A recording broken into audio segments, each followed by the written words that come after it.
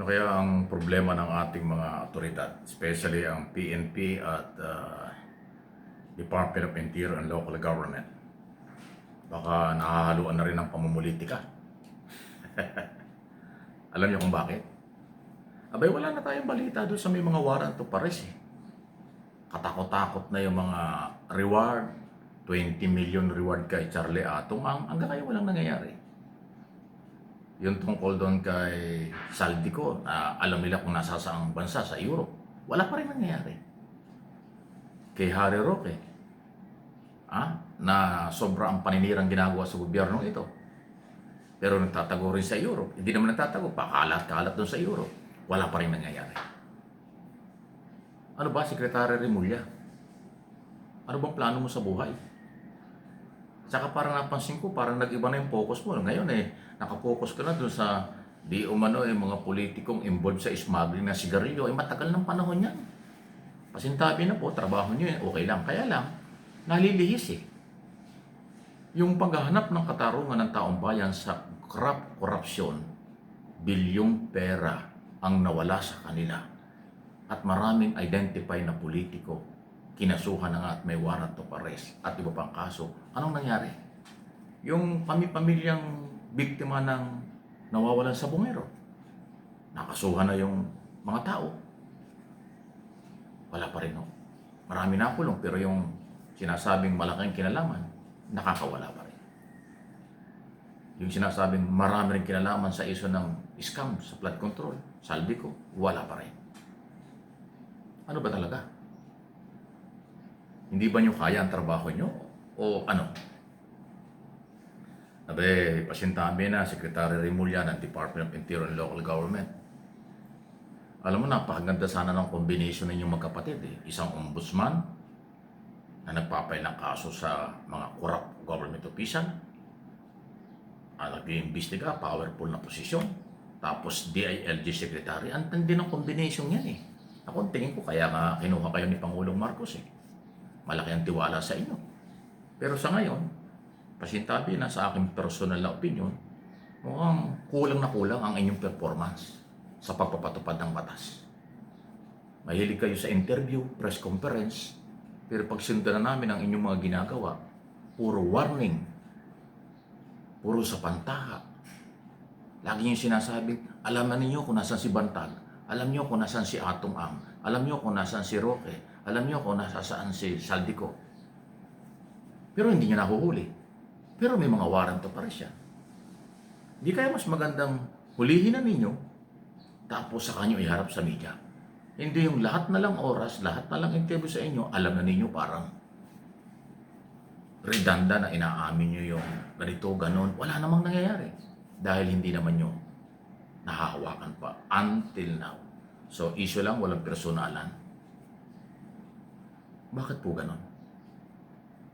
Ngayon pa naman, Secretary, pasintabi na.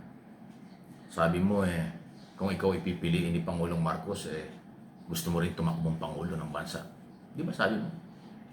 Kung pagkakalooban ka, tatanggapin mo. O di ibig sabihin, meron ka ring interest na mas malawak na posisyon, mas malawak na responsibilidad. Ay palagay ko ngayon, panahon na, timing, napapanahon.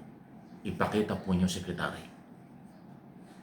kung ano inyong magagawa at dapat gawin. Kung mahuhuli mo yung mga personality itong nabanggit na ito, at kung magkakaroon ng kaso at maisyuhan ng warrant of arrest sa mga senador, at magagawa mong hulihin yan, baka may pag-asang suportahan ka ng tao. Pero kung puro press release, puro interview, puro warning, ayaw po ng tao yun. Real talk lang. Ang kailangan ng mamamayang Pilipino may-ari ng pera na pinagnakawan, pamilya ng mga nawawalang sa bungero, biktima ng pogo, at iba pang kaso, ay hulihin ang mga akusado, dalhin sa korte at isailalim sa trial. Ito na lang si Harry Roque, ayaw ko na nga sanang patulan nito, pero grabe ho yung pambabastos nito. Grabe yung pang-insulto nito sa Philippine government at Philippine authority at Philippine law. Pero paikot-ikot lang sa Europe, hindi nahuhuli. Sabi, kakansilahin ng pasaporte, nagyabang pa ng isang araw. intact pa raw yung kanyang, valid pa raw yung kanyang pasaporte. Hindi pa raw nakakancel yung pasaporte. Yan. Yung resources, manpower ng gobyerno, katakot-takot ang perang ginagastos dyan. Pero yung accomplishment sa paghuli ng mga taong dapat mahuli dahil mayroong court order, wala pa. Maliliit lang na mga engineer, politiko lang na sumuko ang nakakulong. Pero yung malalaking tao ay lahat nakakawala. Anong klase? Di ba? So, sayang yung combination ng mga Remulla kung hindi may papakita sa accomplishment. Ang accomplishment, positibo, katanggap-tanggap siya ng mamamayan. Pero yung pangako, press release, sa pantaha, warning at kung ano pang inuulit natin, wala po yan. Garbage yan sa mga mamamayang Pilipino. Biktima ng karahasan, biktima ng korupsyon, biktima ng pang-aabuso ng mga taong makapangyarihan dito sa ating bansa. Iyon ang malungkot. Kawawa si Pangulong Marcos. Si Pangulong Marcos ang nasisisi kasi siya yung Pangulo.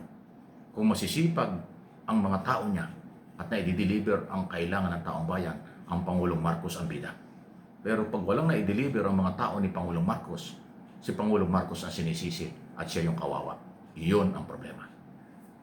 Kailan mababago yun? Dapat mabago yun. So, alam nyo ang trabaho nyo. Pero karapatan ko kung talakayin kung na-deliver nyo o hindi ang mataas na expectation ng taong bayan sa ating pamahalaan under President Marcos. Si Pangulong Marcos nakakasakit na nga halos sa pagtatrabaho dahil gusto niyang mailapit, maiparating, maipakita, maiparamdam sa mga Pilipino ang gusto niya mangyari. Pero maraming mga nasa sa gobyerno mukhang ano bang lingwahe pwede natin gamitin dito? Natutulog sa pansitan, pakaang-kaang lang, pasipul-sipul lang, palamig-lamig lang sa opisina habang tumatanggap ng malaking volume ng pera, sweldo, allowance, intelligence fund, kompleto ng mga sasakyan, bodyguard, libre lahat. Pero wala namang accomplishment na ikatutuwa ng Pangulo at ng mga Pilipino. Huwag niyong kalimutan, hindi lang si Pangulong Marcos ang boss niyo, kayong nasa gobyerno. Ang mamamayang Pilipino ang boss ninyo. Dahil ang mamamayang Pilipino ang nagpapasweldo. Paalala lang po, baka nakakalimutan. Yan ang totoo. Yan ha. Isa lang po, walang personalan. Huwag kayong magagalit. Yung mga kamag-anak kapartido ng mga nabanggit natin personalidad. Pero wala tayong magagawa. Kayo po ay lingkod bayan. Kayo ay public servant. Accomplishment po ang kailangan namin. Hindi pangako at kung ano-ano lang. Please like and share ng ating pinag-uusapan dito.